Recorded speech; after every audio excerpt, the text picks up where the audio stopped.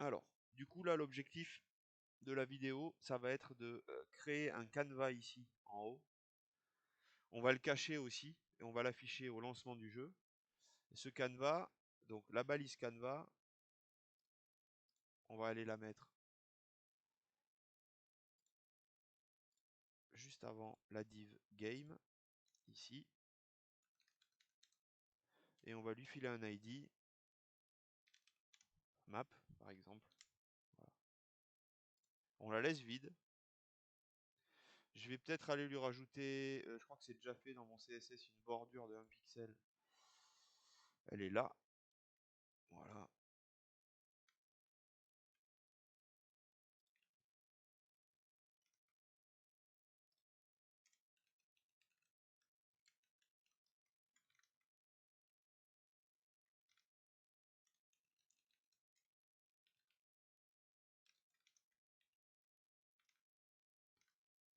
Voilà. Donc c'est là-dedans que je vais afficher ma carte. On va la mettre en plus grand après.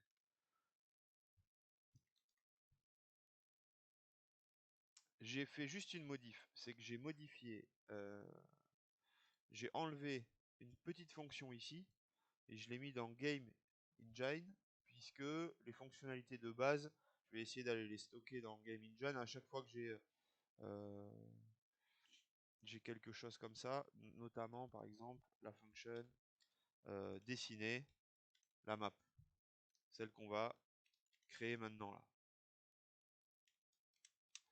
Et pour créer une map, on va lui filer un fichier que j'ai déjà préparé. Donc dans Assets, pour ce jeu en ligne là, parce que c'est un jeu sur ça pourrait être un jeu sur navigateur, on va avoir un dossier supplémentaire maps. Il y en aura peut-être d'autres, hein. On verra comment on les archive, mais on a un dossier map avec les maps au format JSON, puisqu'on bosse sur du JavaScript. Donc format JSON, il est là. C'est un tableau. Je vous en mets un après si vous voulez sur W3 School. Un truc un peu plus simple. Ce fichier JSON, en fait, on a découpé la map en différentes cases. Et donc, j'ai un grand tableau, un grand rectangle quadrillé. Pour chaque case, je file un numéro. Ce numéro, il va me servir, du coup, à aller chercher dans un fichier PNG un morceau d'image. De l'herbe, un rocher, des choses comme ça.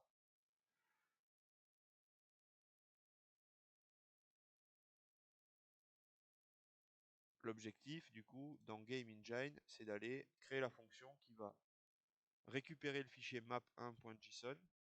Donc à terme, en fait, dans Fight, là, on va aller lancer la fonction draw map avec ici le nom de la map qu'on veut lancer. Donc ça sera map1.json. Dans map1, j'ai donc toutes les coordonnées de tous les petits morceaux de carte et j'ai aussi tileset map1.png. Donc lui, il est dans les sources. Map1.png. J'ai ce fichier là qui est un découpage de tout ce qu'on peut voir apparaître sur la carte.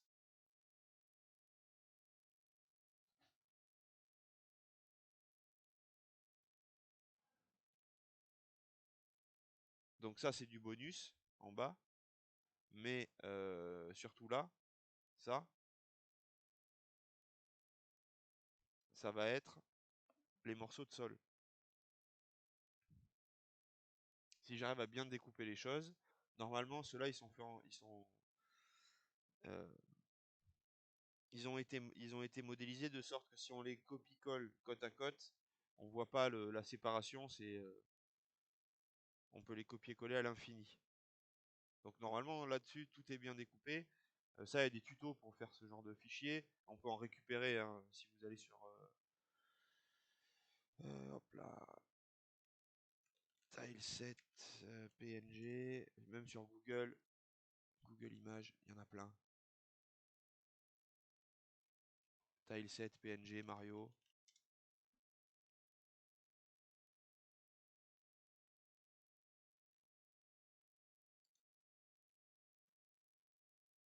Voilà, il y a toutes les cases d'un Mario. C'est assez grand, mais c'est suffisant pour aller répéter chaque petit carré à chaque fois. Il y a tous les tuyaux là, les formes de tuyaux. Il y a les ennemis, il y a les pièces, etc. Les pièces, elles sont dans différentes positions, ce qui fait qu'on peut la faire tourner la pièce en l'affichant petit à petit. Tiens, ça, on se le note, on le fera après.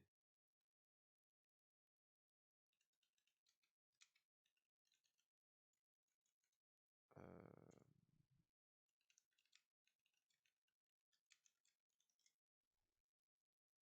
Trop tard, c'est marqué dans dans le général, je pourrais pas oublier. Ok, donc en gros, dans map.json, le 172, on va devoir faire un script JS qui dit que, donc déjà grosse boucle, récupère toutes les lignes, grosse boucle dans chaque ligne à l'intérieur récupère tous les numéros, et pour chaque numéro de chaque ligne, va récupérer un morceau de map1.png.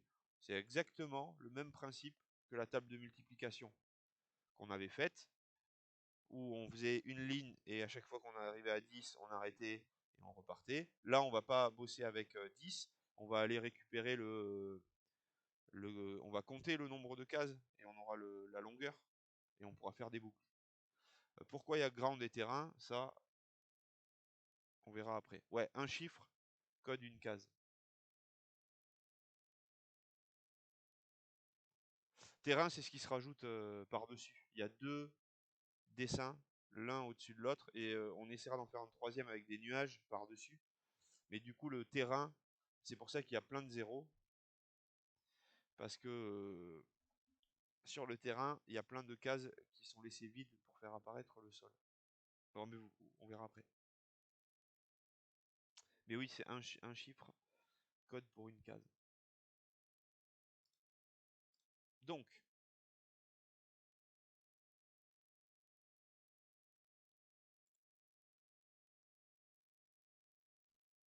premier truc, on va devoir récupérer le fichier JSON. Donc pour récupérer le fichier JSON, alors on aurait pu faire autrement. On aurait pu charger map1.json et on aurait même pu l'appeler map1.js, faire une variable avec le grand tableau dedans, mais du coup, ça aurait été moins dynamique, puisque ça aurait été un peu plus chiant d'aller chercher ici en JS recharger un fichier JS et la variable qu'il y a dedans. Là, du coup, le fait d'utiliser un fichier JSON, on va pouvoir, avec jQuery, on va utiliser getJSON et on va aller chercher le fichier. Avantage.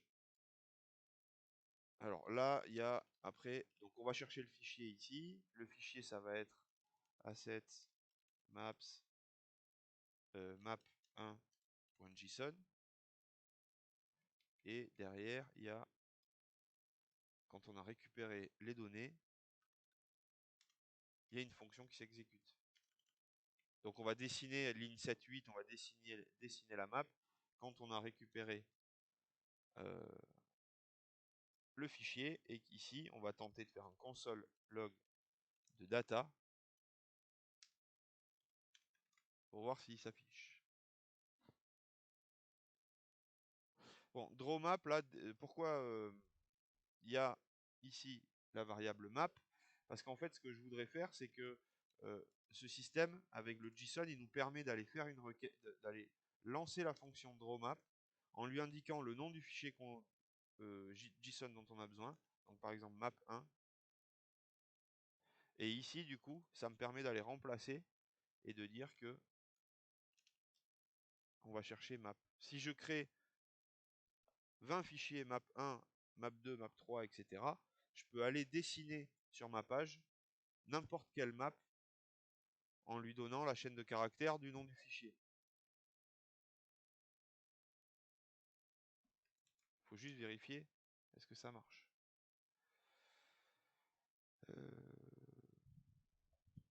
Où est ma fenêtre? Elle est là.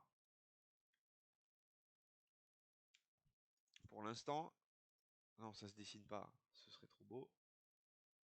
J'ai récupéré un objet avec ground, terrain et tileset. C'est exactement ce dont j'avais besoin.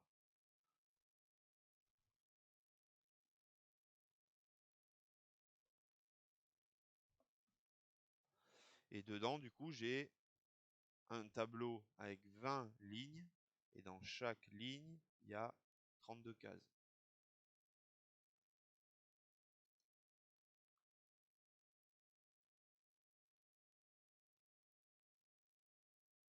On ira, une fois que ça commencera à s'afficher, on ira modifier tout ça pour voir comment on peut agrandir ou diminuer la chose. Avantage de tout ça, c'est que par exemple, à terme, on va pouvoir relancer le dessin d'une map si notre personnage il arrive sur le côté. Ce qui fait qu'en fait, petit à petit, si on construit plusieurs maps, et de même, on pourra aussi créer un canevas qui compile tous les fichiers map. D'ailleurs, je sélectionne map.png, mais c'est pas ça, c'est map.json. Tous ces fichiers-là, si on en a plusieurs, on pourrait les coller côte à côte pour aller créer world.json. Et on aurait un canevas qui affiche la carte du monde avec toutes les cases. On pourrait aller, en fonction de la carte sur laquelle on est, encadrer sur la carte du monde l'endroit où on est. On pourrait, et si on arrive à enregistrer tout ça, pas tout ça, hein, si on arrive à enregistrer certaines données en PHP, on peut lancer le site en ligne, notamment les données des joueurs. On peut lancer le site en ligne, on peut jouer à plusieurs en ligne.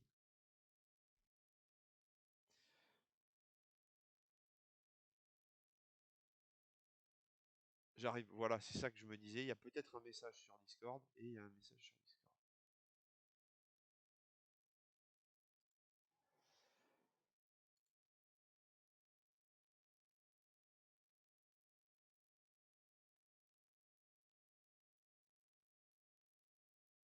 Ouais, ça va, j'aurais pu mettre 2h30 à le voir. On va voir à quoi ça correspond. On va voir à quoi ça correspond, du coup, dans cette fonction-là.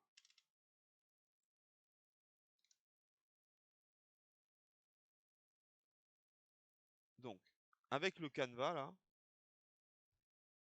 on va pouvoir faire du dessin. Si ça vous intéresse, on pourra même...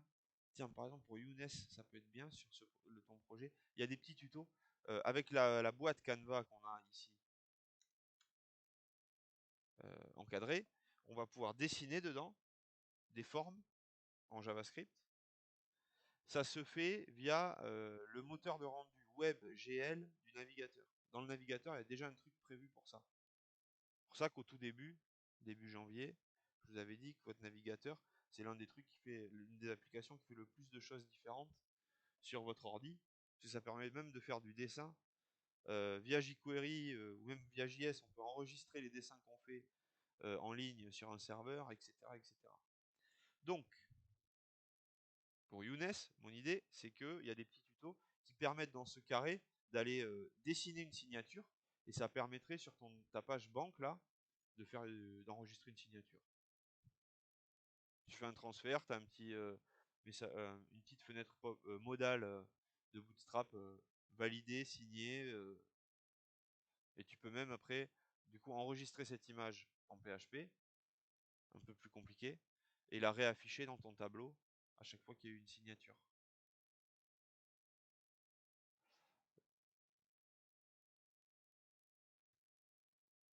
Repartons sur notre forêt et notre montagne. Une fois qu'on a du coup récupéré les données, on va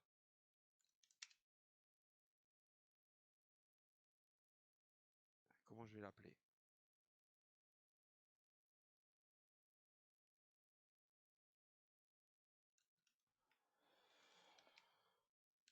Je vais l'appeler comme ça. tileset image. Donc c'est l'image qu'on récupère dans les sources. Mais on va peut-être l'appeler ouais, source image. Allez. Elle est où du coup? Alors, elle est dans le dossier assets, maps, source, et elle porte le nom map1.png. Alors, ça c'est cool, mais c'est très statique. L'idée pour pouvoir dessiner n'importe quelle carte depuis un fichier JSON, c'est justement pour ça qu'on a le tileset, là, l'ensemble de cartes ou de carreaux, qui s'appelle map1.png. C'est-à-dire que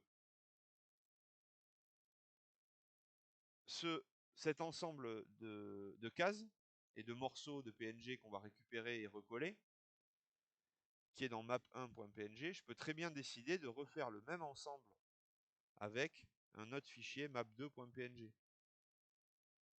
Et du coup, dans map2.png, si par exemple je redessine de la neige un peu partout, je vais avoir map1 en version été et map2 en version hiver. Et selon le fichier ici que je lui refile, j'ai le même dessin, mais avec un PNG différent. Et c'est pour ça, du coup, exactement pour ça que là, j'ai voulu qu'on récupère dynamiquement le fichier, puisqu'en récupérant dynamiquement le fichier, on a dans data le nom du fichier à utiliser. Donc quand vous voulez charger map1.json, map1.json, il fait appel à map1.png et on va aller le récupérer du coup ici dans data, donc plus data, crochet tile set. C'est ce qu'on avait dans la console. Hop.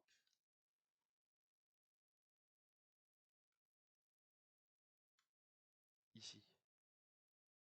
On a fait console log data. Du coup, si je fais console log data crochet tileset, je vais avoir marqué map1.png. Oui, parce qu'il est dans la requête. On ne peut pas y accéder là. Il est là-dedans, data. Faudrait que faudrait que je le passe en global ou que je fasse un return ou quelque chose comme ça.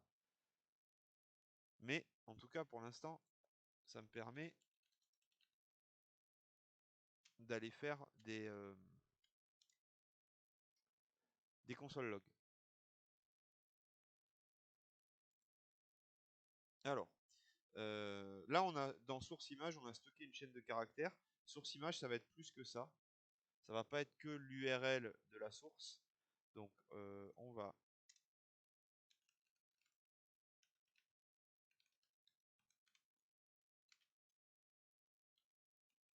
pas faire juste une variable, on va faire un objet source image et ça va être un objet, c'est ça que j'avais zappé, avec la fonction image de JavaScript. Donc là, c'est vraiment un objet image. Déjà ici, le SRC, il existe. Il l'attend en fait en JavaScript.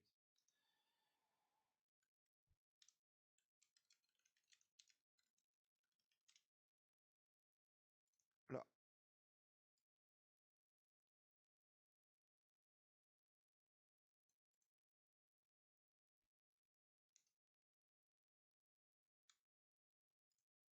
Donc on a créé une image.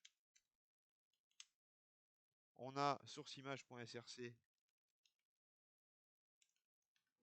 la source de l'image. Si je fais ici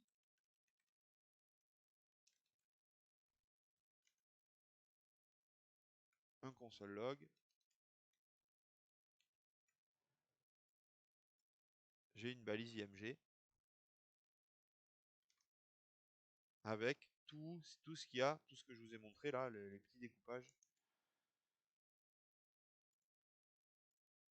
j'ai cette image qui, si je veux l'afficher sur l'écran, d'ailleurs je peux l'afficher sur l'écran, hein. J'ai juste à faire un dollar body HTML, fonction HTML de jQuery, et lui envoyer le source image. Il se charge dans le body.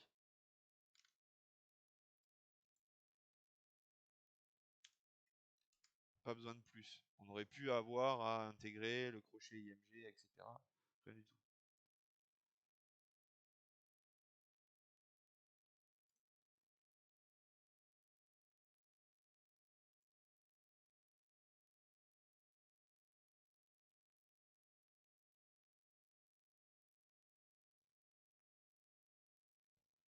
Alors, là, on a plusieurs fonctions.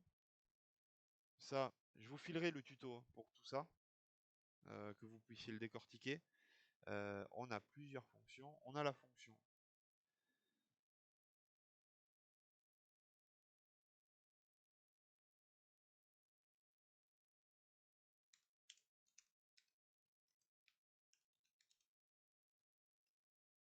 draw image. On va la définir après.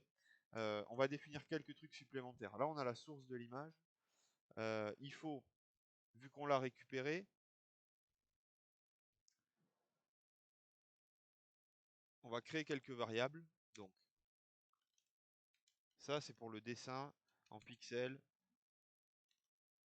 la taille d'une case.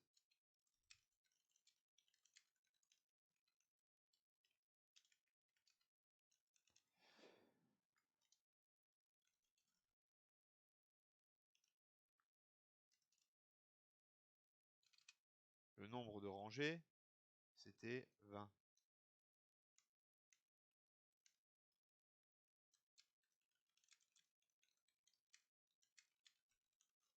Nombre de rangées sur la carte. Les colonnes. Allez, je mets colonnes.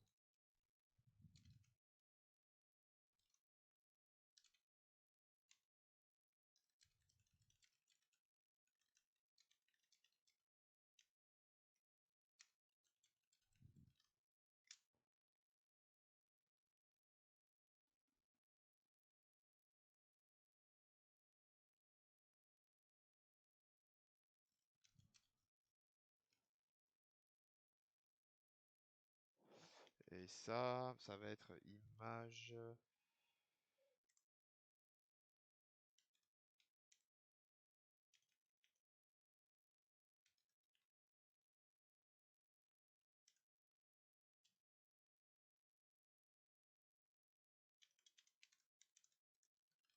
Image cut number. En combien de cases est divisé mon image PNG? C'est divisé en 16.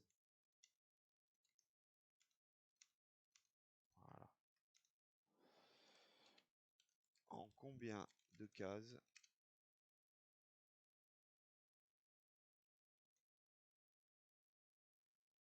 est divisé la source?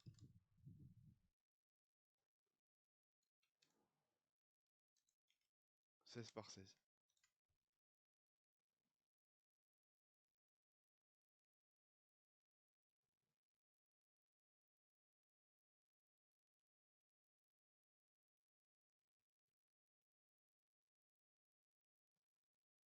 Autre chose qu'il faut qu'on définisse, où est-ce qu'on va dessiner? Pour l'instant, on n'a aucune idée de ce à quoi tout ça va nous servir. Donc, le canevas, c'est... j'ai noté map, je crois, c'est ça? Map. ID égale map.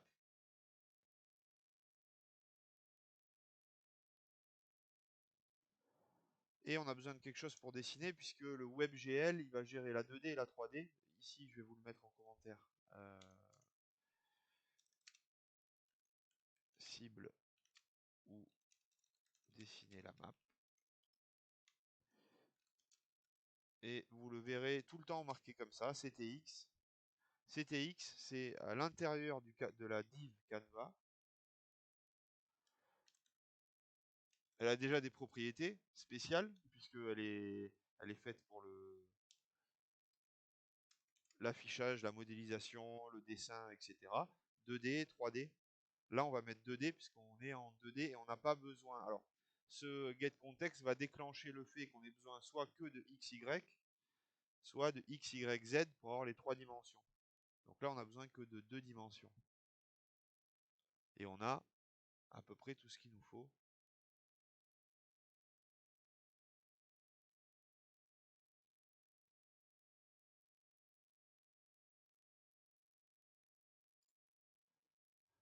Il faut juste lui dire que une fois que l'image elle est chargée, on va lancer la fonction drawImage. Cette fonction drawImage, il faut qu'on la crée ici.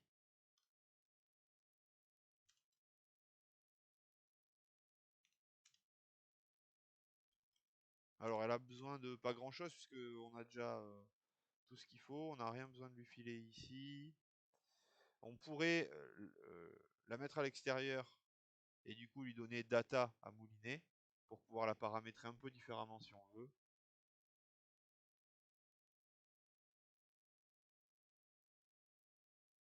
Et du coup là l'idée c'est d'aller faire une boucle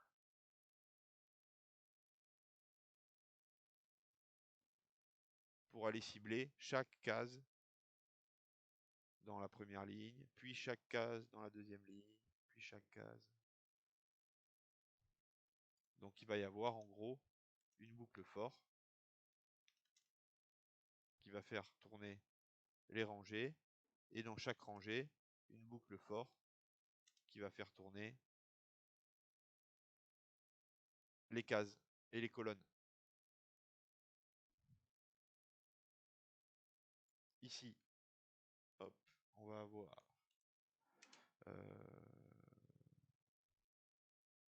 row, je l'ai déjà, on va faire row égale 0. Je mets sans S du coup. Row est inférieur à rows, le nombre de rangées. Ça, on va rajouter count, c'est plus précis. Rows count, colonne count. Ça, c'est bon. Et puis,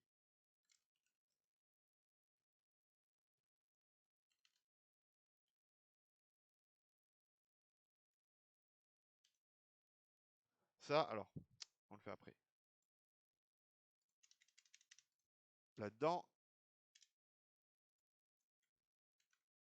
qu'est-ce qu'on fait? On va faire un console log pour afficher.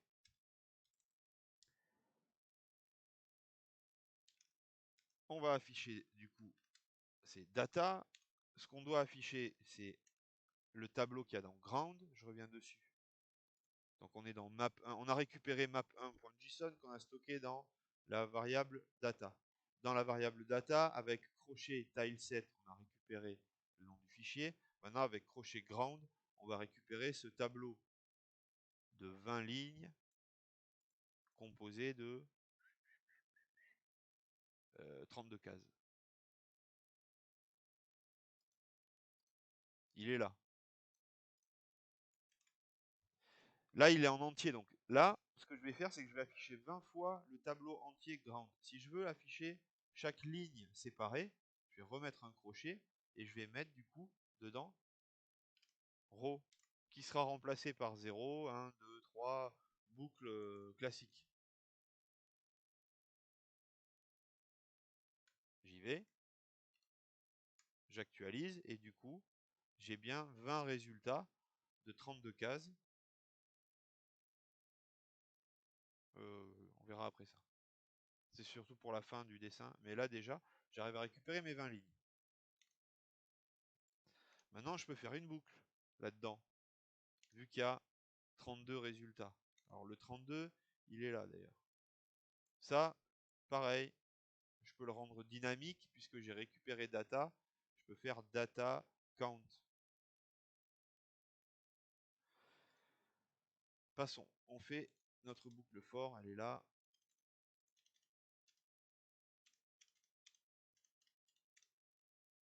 ici, du coup, on va faire colonne, première colonne. La limite, c'est quand les colonnes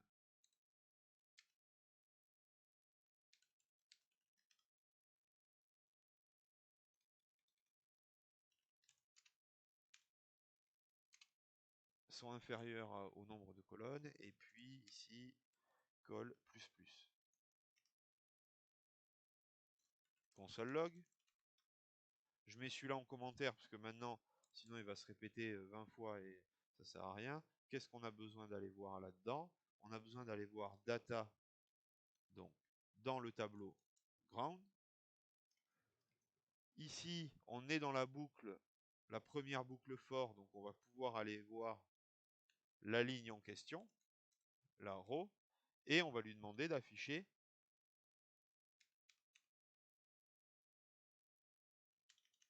le col.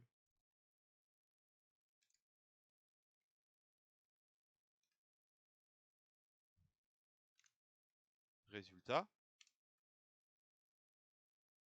j'ai tous mes nombres qui s'affichent les uns après les autres.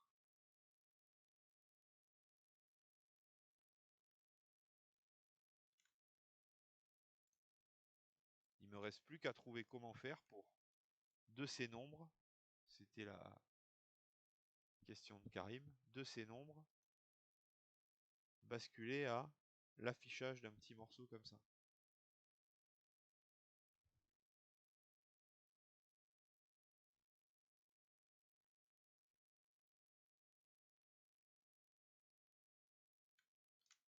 Alors, hop, hop.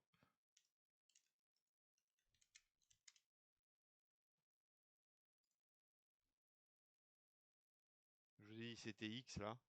Je vous mets le lien si vous voulez le regarder. Sur le Discord. Voilà.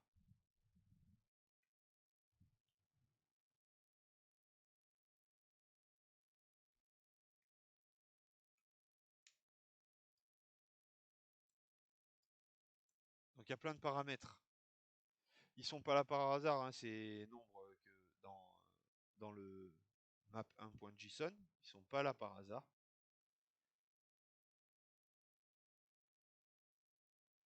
Nous, on a du coup déjà. Alors si on remonte plus en amont, hein, dans Canva, on va avoir la définition de CTX par exemple.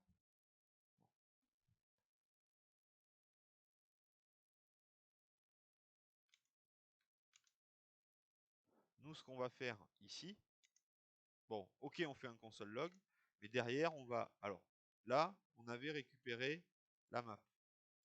D'ailleurs, on va pas la récupérer avec jQuery, on va la récupérer avec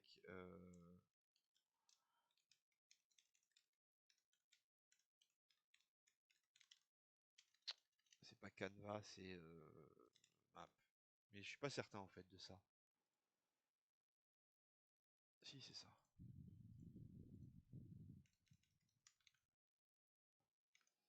Ok.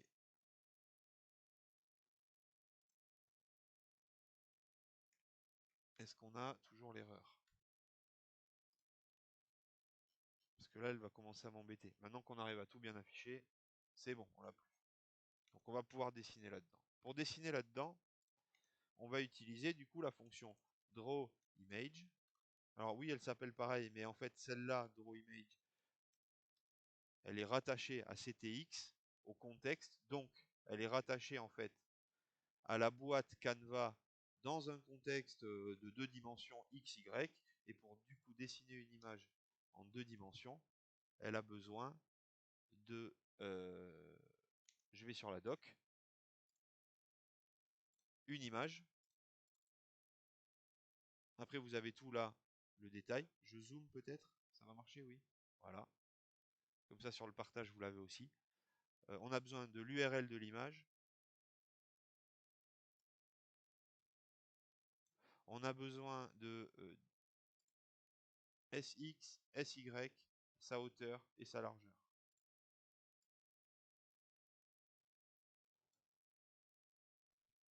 Et ici, on a besoin de la destination. Donc ça veut dire qu'en fait ici on peut découper un morceau déjà et on peut aller le coller à un autre endroit. dx, dy, d8, d width, c'est ces 4 valeurs. On a besoin de 9 valeurs. Déjà on a besoin de l'image. Facile, l'image c'est source image. Après dans la découpe ici, vu qu'on a la largeur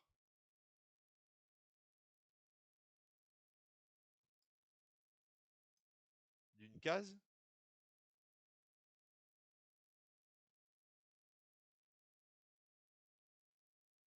on va pouvoir la donner.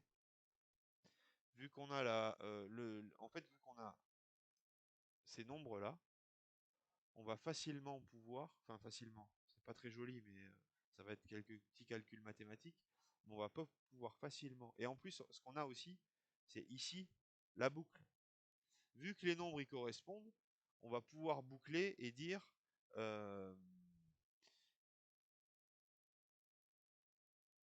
sachant qu'une case elle fait 32 pixels, quand on est au 3e tour de boucle, là où on doit l'amener, c'est 3 fois 32 pixels.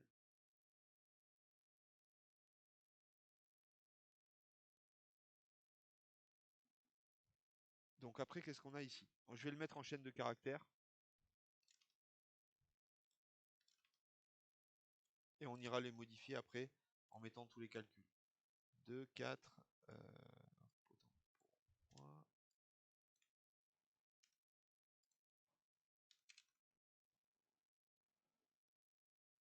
voilà. SX, SY.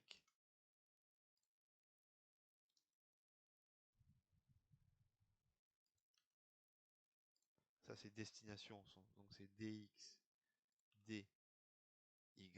Et là c'est DWidth, là c'est D8. Et là c'est source width, source 8.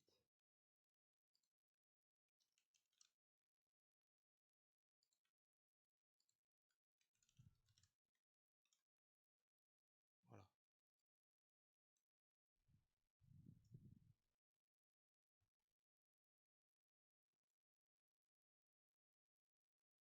Bon déjà, ça, la largeur et la hauteur des cases, elle est de 32. On va la dessiner aussi de 32 par 32 pour éviter les déformations. Donc on va pas mettre 32, mais on va mettre tile size. Maintenant, il nous reste à trouver comment on fait pour trouver l'origine et ici trouver la destination. Bon, la destination, c'est facile. En X, donc en rangée, quand on va compiler les choses, à chaque fois sur la première rangée, la hauteur, elle est à 0. Sur la deuxième rangée, la hauteur, elle est à 1 fois 32. Sur la deuxième rangée, la hauteur, elle est à 2 fois 32 pixels de haut.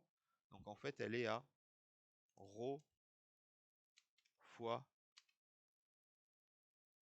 tile size. Parenthèse.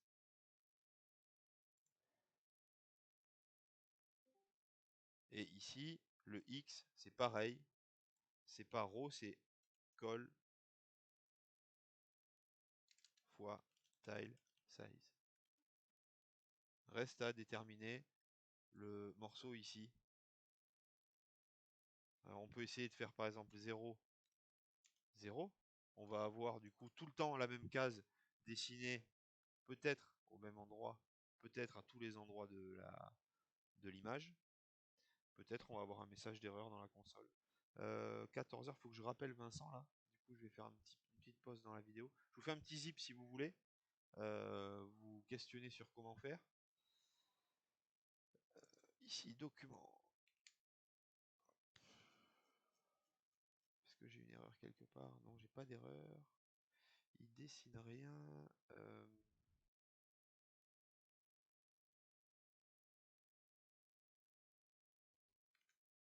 Alors, pourquoi il dessine rien? Pourtant, je la lance la fonction après. Ouais, ici, je la lance. Ça, c'est un... Si j'ai pas cette ligne, il se passe même plus rien dans la console. On lance pas la fonction. Mais le gros avantage, c'est que ouais, du coup, cette fonction-là, on va pouvoir même la lancer depuis la console. Tiens, là.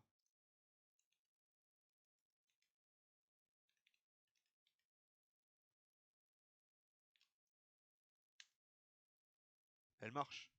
Donc même dans la console, on pourrait aller charger une carte ou une autre, puisque c'est chargé en temps réel.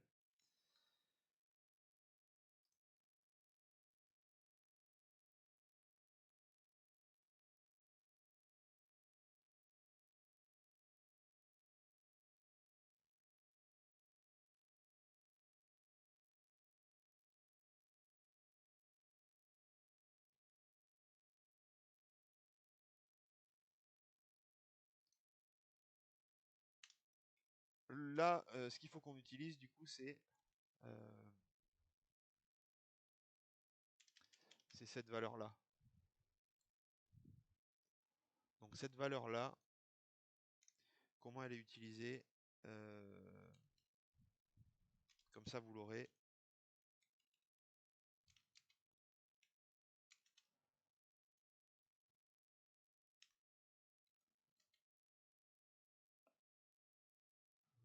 Où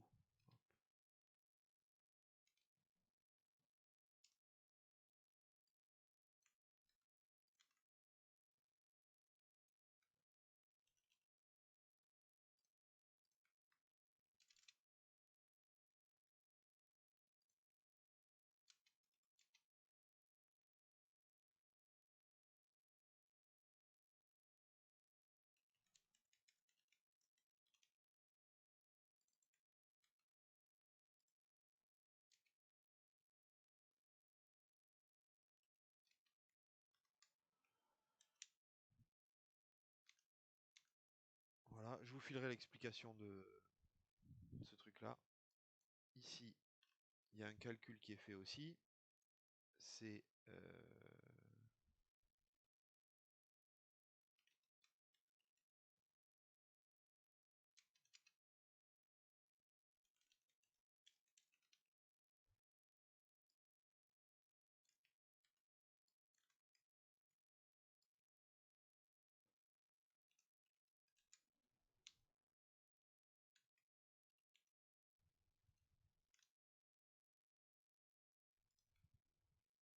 oui, pardon. Hop.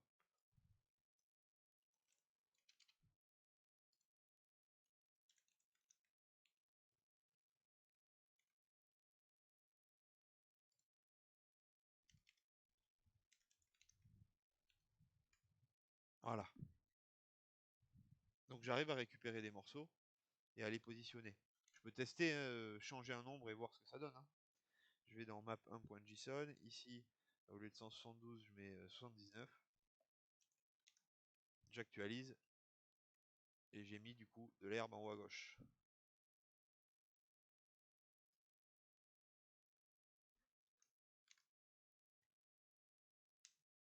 Voilà, donc j'ai récupéré un système. Puisque ça, je l'ai récupéré, hein, bien évidemment. Hop là. J'ai récupéré un système que j'ai adapté et qui va me permettre, via jQuery, d'aller récupérer un fichier, découper ce fichier, faire une boucle et afficher selon les données du JSON un PNG redécomposé à chaque fois avec les morceaux dont j'ai besoin à l'endroit où j'ai besoin. Il y a juste ces deux petites lignes là, il faut que je vous explique. Et celle-là, bon, celle-là, en fait, les fonctions sont simples à comprendre. Le rendu est complexe parce que du coup, il y a un gros tableau et une petite réflexion en amont.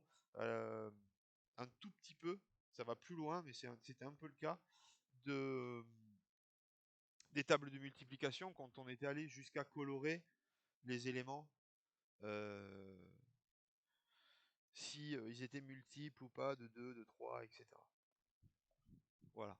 Donc, à partir de là, je vous remontre après comment on fait pour le deuxième. En fait, pour le deuxième, enfin, je vais même pas vous remontrer, je vais vous montrer de suite. Le le deuxième tableau, terrain, il va nous permettre d'aller redessiner. Donc, en fait, à chaque fois qu'on fait une boucle, on dessine une case. Donc, au premier jet, dans ce tour-là, on va dessiner par-dessus deux fois au même endroit sur l'image, deux morceaux d'images différentes, le sol et après par-dessus le terrain. Et on fera plus tard clouds et on mettra des nuages. Je vais dans map1.json. Dans terrain, j'ai plein d'endroits où il y a 0 et où rien ne va être chargé. Par contre, sur 32, 33, 236, etc., ceux-là, ils vont charger des morceaux. Ils vont pas charger des morceaux de sol comme ça.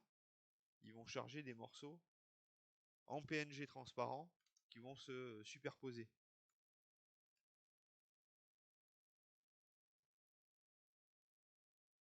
Alors, il y a quelques bugs. Il y a peut-être des lignes qui ont sauté ou des choses comme ça. Et ça, ce terrain-là, il nous permet aussi de savoir où est-ce que l'utilisateur peut se déplacer. Puisque sur le terrain, si on rajoute des éléments, euh, un rocher, une montagne, etc., là, on ne pourra pas y aller. Par contre, là, on peut y aller. Et on peut se déplacer. Donc on va pouvoir aussi, avec ce grand tableau de cases, déterminer les déplacements des joueurs. Je rebondis sur le message de Jérémy. Je coupe le micro, je rappelle Vincent en vitesse et normalement je vais pas en avoir pour trop longtemps mais je vous fais un petit zip comme ça vous avez tout.